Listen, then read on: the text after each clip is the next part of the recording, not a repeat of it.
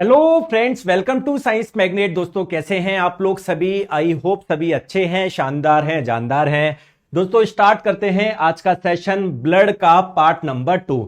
ठीक है, तो पिछली क्लास में जो हम लोगों ने पढ़ा था उसको हम लोग कंटिन्यू करते हैं। और मैं आप लोगों को बता दूं 2025 के सभी एग्जाम के लिए साइंस का ये फाउंडेशन बैच आप लोगों का आ चुका है। पूरा एनसीईआरटी ओरिएंटेड है। इस एक ही में दो आप लोगों को दो बैच मिल जाएंगे, लाइव प्लस वीओडी 2024 वाला मिल जाएगा। बाकी दोस्तों 2024 के 2025 के एग्जाम्स के लिए आप लोगों के चारों सब्जेक्ट आप लोगों को चाहिए। पूरा आप लोगों का मैथ्स, रीजनिंग, साइंस, जीके हर एग्जाम में चारों आते हैं। तो आप लोग कॉम्बो परचेज कर सकते हो मात्र 1199 में। इंडिविजुअल चाहो तो इंडिविजुअल भी मिल जाएंगे। तो प्ले स्टोर पर जब जाओगे साइंस मैग्नेट ऐप इंस्टॉल करोगे, इसके कोर्स वाले सेक्शन में मिल जाएगा निर्माण बैच 2025 कॉम्बो, और जाके आप लोग बाय नाउ कर लीजिए। चलिए दोस्तों स्टार्ट करते हैं आज का सेशन ब्लड यानी रक्त का पार्ट नंबर 2।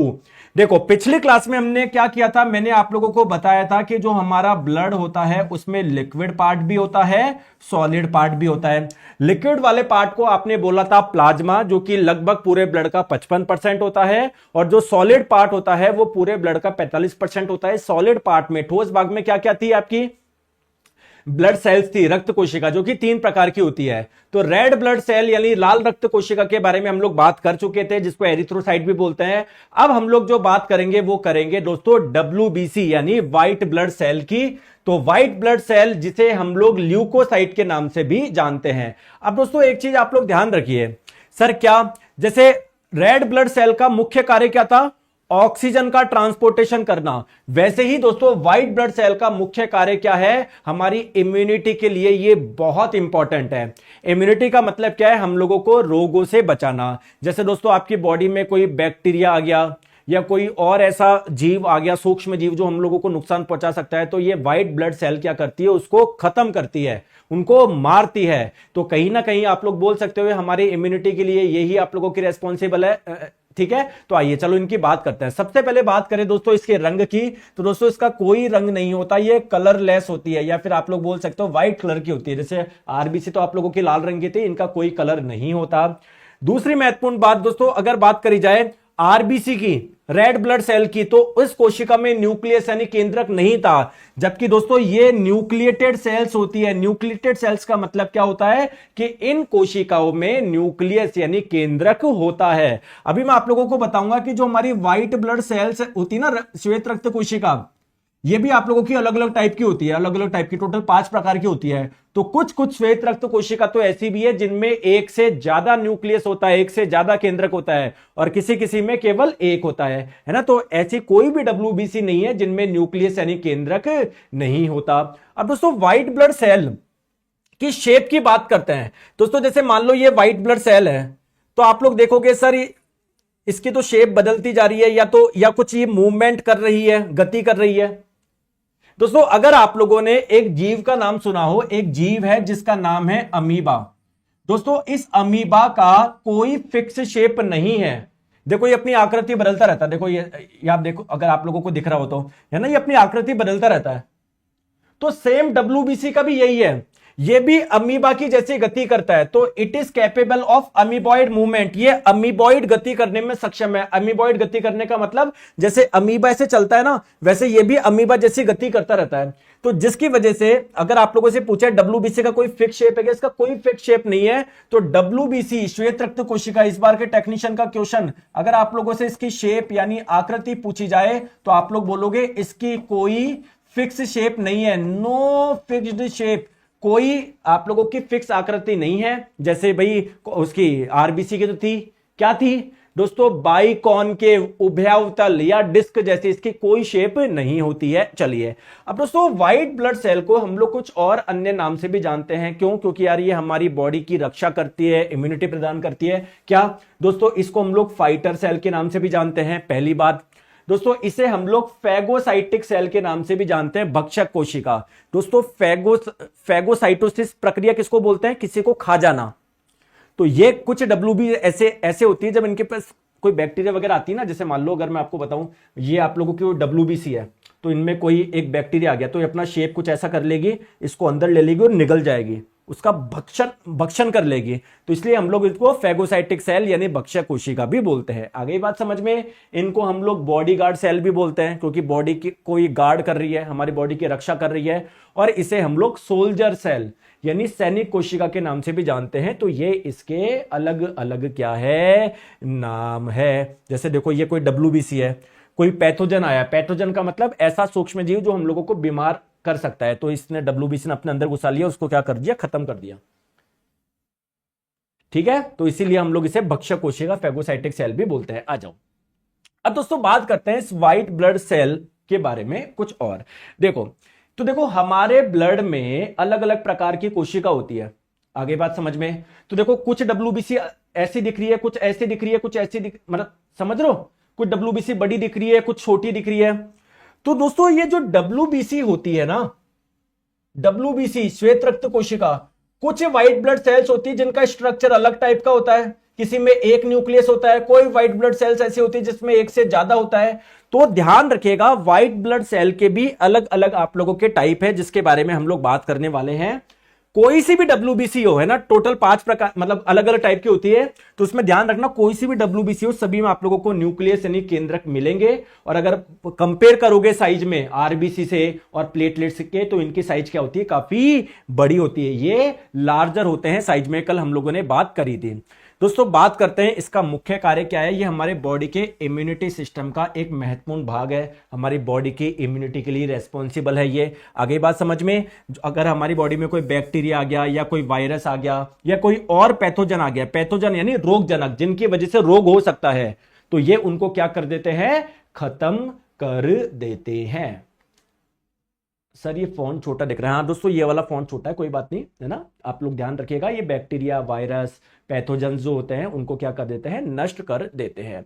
अब दोस्तों जैसे RBC का जीवन काल कितना था, हर कोशिका की अपनी एक लाइफ होती है, तो इनकी लाइफ कितनी है, मतलब अगर हमारी बॉडी में कोई व्हाइट ब्लड सेल का निर्माण हुआ तो इनका लाइफ कितना होता है। और अगर मैं पूछूं इसका निर्माण होता किस जगह है, तो जैसे आपकी RBC का निर्माण हो रहा था बोन के अंदर, जो बोन मैरो है उसमें, इनका भी निर्माण बोन मैरो में ही होता है, अस्थि मज्जा में ही होता है। रही बात दोस्तों इनके जीवन काल की, तो इनका जो जीवन काल होता है वो 12 से 20 दिन होता है एवरेज आप लोगों का। अगर आप लोगों से फॉर्मेशन पूछा जाए तो बोन मैरो में यानी अस्थि मज्जा में होता है। जैसे आप लोगों का RBC का वहां पर हो रहा था, वैसे ही आप लोगों की WBC का भी यहीं पर होता है। क्या होता है बोन मैरो, ये पूरी की पूरी बोन है, इसके अंदर आप लोगों का ये होता है स्पॉन्जी सा पार्ट होता है, जिसे आप लोग बोलते हैं बोन मैरो, अस्थि मज्जा। यहीं पर क्या होता है, रक्त कोशिका का निर्माण होता है। अगर आप लोग देखोगे इसके चारों छोटी छोटी रक्त ब्लड वेसल देख लो, रक्त वाहिका, छोटी छोटी नलियां जिनमें ब्लड फ्लो होता है, तो यहां पे जो रक्त कोशिका का निर्माण होता है फिर यहीं से कहां पर आ जाता है, नलियों में आ जाता है, जिनमें रक्त प्रवाहित हो रहा है। चलिए अब दोस्तों व्हाइट ब्लड सेल, जैसा कि मैंने बताया श्वेत रक्त, कुछ श्वेत रक्त कोशिका का स्ट्रक्चर अलग टाइप का है, किसी का अलग टाइप का है। तो हम लोग क्या देखते हैं, जैसे दोस्तों कोशिका के बारे में अगर कभी आपने सुना हो तो देखा है कोशिका के अंदर एक लिक्विड होता है जिसे बोलते हैं साइटोप्लाज्म यानी कोशिका द्रव्य। हम लोग कोशिका वाले चैप्टर में पढ़ेंगे साइटोप्लाज्म यानी कोशिका द्रव्य। बोलो दोस्तों कोशिका द्रव्य के अंदर ऐसे कण जैसे, मतलब कुछ WBC ऐसी होती है जिनके कोशिका द्रव्य में ऐसे कण जैसे, ग्रेनुअल्स बोलते हैं इसको इंग्लिश में, ऐसे कण जैसे कुछ पाए जाते हैं। तो ऐसी WBC को हम लोग क्या बोल देंगे, है ना, ऐसी WBC को हम लोग बोल देंगे ग्रेनुलोसाइट्स यानी कणिकाएं। और कुछ WBC ऐसी होती है जिनके अंदर ये लिक्विड में ऐसे कण जैसे कुछ भी नहीं पाए जाते, इन WBC को बोलते हैं अग्रेनुलोसाइट्स यानी अकणिकाएं। तो WBC को हम लोगों ने 2 कैटेगरी में बांट दिया। दूसरी बात क्या है दोस्तों, जो ये वाली WBC होती है ना, जिनके साइटोप्लाज्म यानी कोशिका द्रव्य में कोई भी कण जैसा कुछ नहीं दिख रहा, दोस्तों इनमें क्या होता है, न्यूक्लियस भी एक होता है। इन वाली WBC में न्यूक्लियस भी क्या होता है, न्यूक्लियस यानी जो केंद्रक होते हैं वो कितने होते हैं, एक होता है। जबकि अगर बात करी जाए इस वाली WBC की, तो इन वाली WBC के साइटोप्लाज्म यानी कोशिका द्रव्य में ऐसे कुछ कण जैसा मिलते भी है, साथ में न्यूक्लियस भी क्या होते हैं, एक से ज्यादा। तो लिख लो इन वाले में जो न्यूक्लियस यानी केंद्रक होते हैं वो क्या होते हैं, एक से ज्यादा होते हैं। दोस्तों आपने कभी अपना ब्लड टेस्ट कराया है, कमेंट करके बताओ, है ना, CBC होता है, CBC test, complete blood count, इसका मतलब क्या है, आपके ब्लड में जो जो काउंटिंग होनी चाहिए थी क्या वो प्रॉपर है या नहीं है। तो जब आप लोग टेस्ट करवाओगे तो उसमें लिखा आता है कि लिम्फोसाइट इतना होना चाहिए था, मोनोसाइट इतना होना चाहिए था। ये मोनोसाइट, लिम्फोसाइट, ये क्या है, सभी एक प्रकार की डब्ल्यूबीसी है, श्वेत रक्त कोशिका ही है।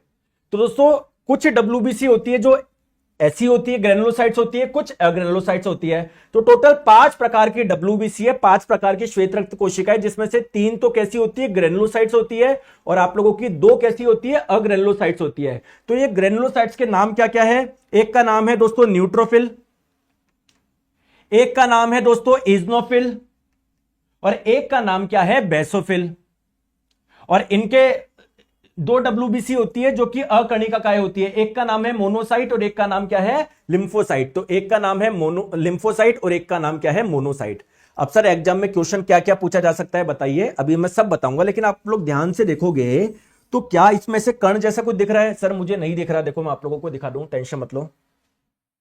देखो दोस्तों, क्या आप लोगों को ऐसे कण जैसा कुछ दिख रहा है क्या, ये छोटे छोटे कण जैसे दिख रहे हैं क्या, क्लियर है।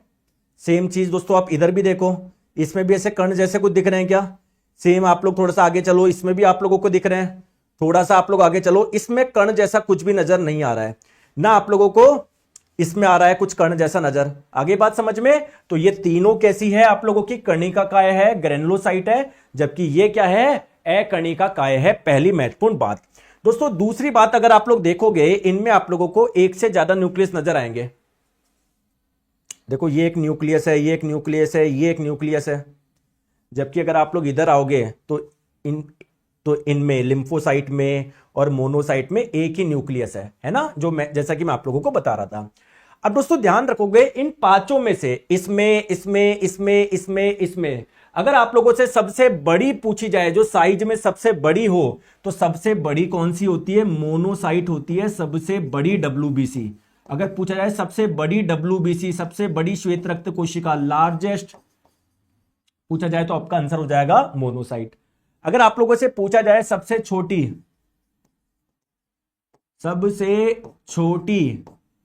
स्मॉलेस्ट, तो आपका क्या हो जाएगा, लिम्फोसाइट हो जाएगा।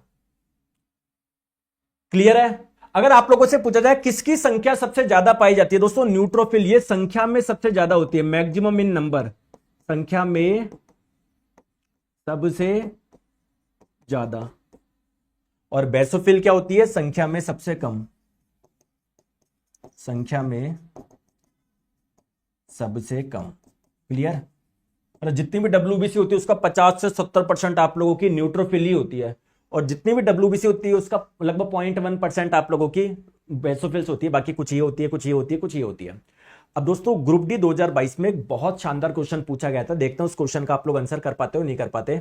ठीक है, देखो यहां पर एक डायग्राम भी दिया हुआ था, लेकिन मैंने डायग्राम यहां पर नहीं लगाया क्योंकि क्वेश्चन बहुत ज्यादा वो हो जाता कॉम्प्लिकेटेड, तो इसलिए मैंने डायग्राम अलग जगह लगा दिया। तो दोस्तों इसको बोला गया है ए, इसको बी, इसको सी, इसको डी, इसको ई। आप लोगों को पहचानना है इसमें से कौन मोनोसाइट है, कौन लिम्फोसाइट है, कौन इज्नोफिल है, कौन बेसोफिल है, कौन न्यूट्रोफिल है, बताओ। अब आप लोग बोलेंगे गुरुजी हम कैसे पहचाने, ये तो बहुत खतरनाक क्वेश्चन आ गया। दोस्तों कुछ भी खतरनाक क्वेश्चन नहीं है, बहुत आसान क्वेश्चन है। अगर आप लोग ध्यान से देखोगे ऊपर 3 में इनमें क्या कुछ कण जैसा दिख रहा है क्या, यानी ये तीनों की तीनों क्या है, ग्रेनुलोसाइट्स है, कणिकाएं है। क्या ए बी सी। दोस्तों ये दोनों में कोई कण नहीं दिख रहा है, यानी ये अकणिकाएं है, यह अग्रेनुलोसाइट्स है, अकणिकाएं है। तो अकणिकाएं 2 टाइप की होती है, एक तो मोनोसाइट, एक लिम्फोसाइट, यानी इनमें से एक कोई मोनोसाइट बनेगा, कोई लिम्फोसाइट बनेगा। यानी डी और ई क्या होंगे, मोनोसाइट और लिम्फोसाइट होंगे, डी और ई। डी और ई मोनोसाइट और लिम्फोसाइट होंगे, डी और ई मोनोसाइट लिम्फोसाइट।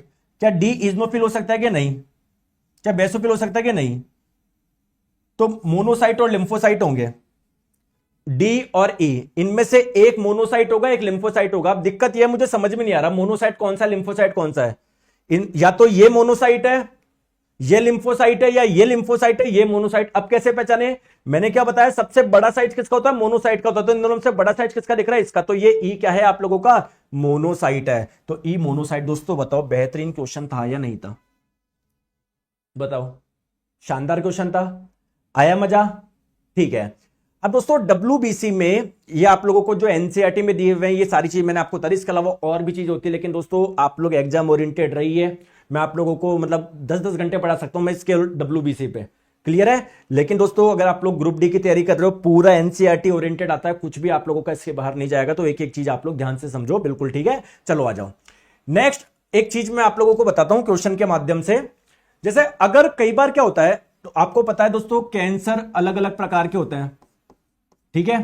तो कैंसर में क्या होता है, हमारी कोशिकाओं की संख्या बहुत ज्यादा बढ़ने लग जाती है, कहीं पर एबनॉर्मल ग्रोथ होती है। तो अगर हमारे ब्लड में व्हाइट ब्लड सेल की मात्रा बहुत ज्यादा हो जाए तो दोस्तों इस कंडीशन को हम लोग बोलते हैं ल्यूकेमिया।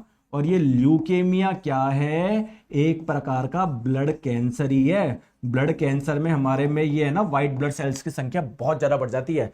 क्लियर? तो अगर श्वेत रक्त कणिका या श्वेत रक्त कोशिकाओं की संख्या अगर ज्यादा हो जाए तो इसे क्या बोलेंगे? ल्यूकेमिया आप लोग बोलेंगे। क्लियर है? चलिए नेक्स्ट बात करते हैं प्लेटलेट्स की। प्लेटलेट्स का मेन काम क्या है दोस्तों? जब हमारे कहीं पर चोट लग जाती है ना, तो वहां से आपको पता है ब्लड आएगा ही, लेकिन कुछ देर बाद में देखते हो ब्लड रुक जाता है, वहां पर ब्लड का रक्त का थक्का जम जाता है। तो उस रक्त का थक्का जमाने के लिए कौन इंपॉर्टेंट है? प्लेटलेट्स इंपॉर्टेंट है। जैसे मान लो ये कोई नली थी जिनसे रक्त प्रवाहित हो रहा था, यहां पर थोड़ा सा क्या आ गया, यहां पर थोड़ा सा क्या हो गया, मान लो कट लग गया, तो यहां से अब ब्लड बाहर आएगा। तो क्या होगा, जो हमारे रक्त के अंदर की जो प्लेटलेट्स होगी ना, वो यहां पर क्या हो जाती है? जमा हो जाती है, एक थक्का बना लेगी, जिससे और रक्त बाहर नहीं आएगा। तो प्लेटलेट्स का मेन कार्य क्या है? रक्त का थक्का बनाना। क्लियर? तो प्लेटलेट्स क्या है? एक प्रकार की रक्त कोशिकाएं है जो कि हमारे रक्त में प्रवाहित होती है। और दोस्तों अगर कहीं पर रक्त वाहिका क्षतिग्रस्त हो जाए, ब्लड वेसल अगर डैमेज हो जाए, तो ये आपस में वहां पर क्या हो जाती है? इकट्ठा हो जाती है, जुड़ जाती है, जिससे क्या बन जाता है? क्लॉट बन जाता है। देखो मैं आप लोगों को बताऊं, ठीक है? तो उसका फंक्शन क्या है? जैसे देखो कहीं पर इंजर्ड हो गई है, तो हमारे ब्लड की जो प्लेटलेट्स है ना, वो सारी एक जगह क्या हो जाएगी? जमा हो जाएगी, जिससे और ब्लड क्या नहीं निकले? बाहर नहीं निकले। आगे बात समझ में? हमारी प्लेटलेट जो हो जाएगी ना, वो क्या हो जाएगी? जमा हो जाएगी। आगे बात समझ में? तो ध्यान रखिएगा, चोट लगने पर ये प्लेटलेट्स एक्टिवेट हो जाती है और थक्का बनाने की क्या कर देती है? प्रक्रिया शुरू कर देती है। कैसे होती है? जहां पर क्षतिग्रस्त रक्त वाहिका है ना, डैमेज ब्लड वेसल, वहां पर क्या हो जाती है? जमा हो जाती है, और ब्लड वेसल्स को क्या करती है? मतलब और ब्लड आप लोगों के बाहर नहीं आ पाएगा। चलिए दोस्तों इसका आंसर बताएंगे, सिंपल क्वेश्चन है।